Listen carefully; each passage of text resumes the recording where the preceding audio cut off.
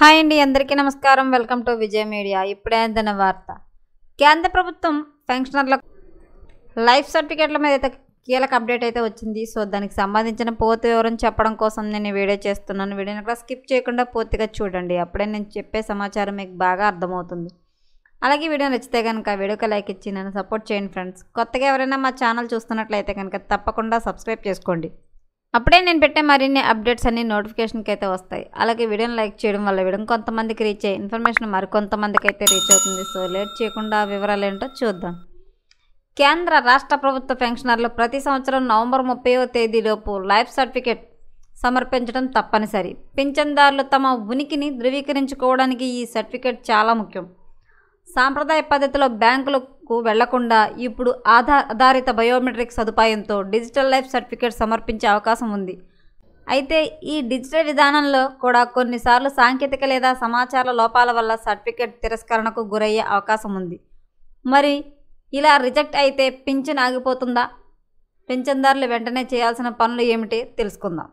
Jeevan Pramaan portal బ్యాంకుల సమాచారం ప్రకారం డిజిటల్ లైఫ్ సర్టిఫికేట్ తిరస్కరణకు ప్రధానంగా పెన్షన్ పంపిణీ ఏజెన్సీ అంటే బ్యాంక్ లేదా పోస్ట్ ఆఫీస్ వద్ద ఉన్న రికార్డులతో మీరు లైఫ్ సర్టిఫికేట్ కోసం సమర్పించిన వివరాలు సరిపోలేకపోవడం, పెన్షన్ పేమెంట్ ఆర్డర్ నంబర్ను సరిగ్గా నమోదు చేయకపోవడం, బ్యాంకు లేదా ట్రెజరీ ఖాతా వివరాలు తప్పుగా ఇవ్వడం వంటివి కారణాలవుతున్నాయి. అలాగే పేరు, పుట్టిన తేదీ వంటి వివరాలు ఆధార్ కార్డులోని డేటాతో సరిపోలేకపోవడం, వేలిముద్రలు లేదా ఐరిస్ స్కాన్ స్పష్టంగా లేకపోవడం, కాలక్రమేణా లేదా అనారోగ్యం కారణం బయోమెట్రిక్ వివరాలు ఆధార్ రికార్డులతో సరిపోలేకపోవడం, పెన్షన్ ఖాతాకు సరైన ఆధార్ నెంబర్ను అనుసంధానం చేయకపోవడం వంటివి రిజెక్ట్ చేసేందుకు కారణాలవుతున్నాయి.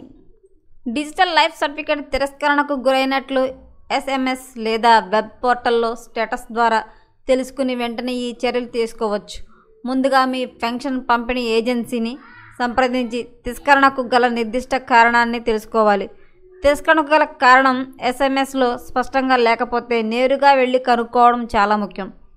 మీ PPO number, bank account number, పేరు లేదా పుట్టిన తేదీ వంటి వివరాల్లో తప్పులు ఉంటే మొదట ఆ వివరాలను సరిచేయాలి.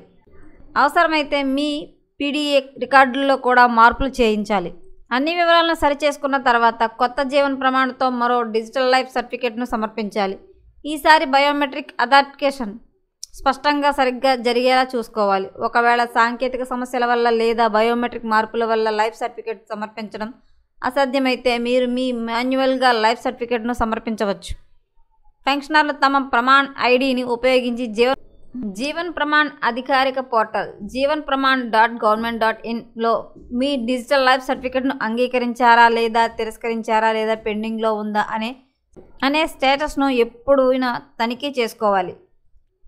DLC రిజెక్ట్ చేసిన వెంటనే పెన్షన్ అనేది ఆగిపోదు. అందుకు తగిన సమయం ఇస్తారు.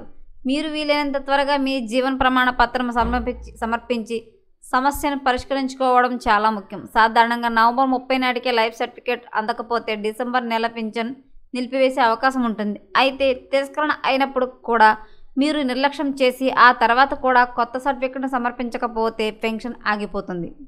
పెన్షనర్లకైతే కనుక డిసెంబర్ 30లోగా లైఫ్ సర్టిఫికేట్ సమర్పించకపోతే కనుక మీ లైఫ్ సర్టిఫికేట్ రిజెక్ట్ అయ్యే అవకాశం ఉంది. సో వెంటనే చూసుకొని ఆ సర్టిఫికేట్ని సమర్పించండి. తప్పులు ఏమైనా ఉంటే సరి చేసుకోండి. సో ఎప్పటికప్పుడు మరిన్ని అప్డేట్స్ కోసం మా ఛానల్ తప్పకుండా సబ్స్క్రైబ్ చేసుకోండి. Thanks for watching.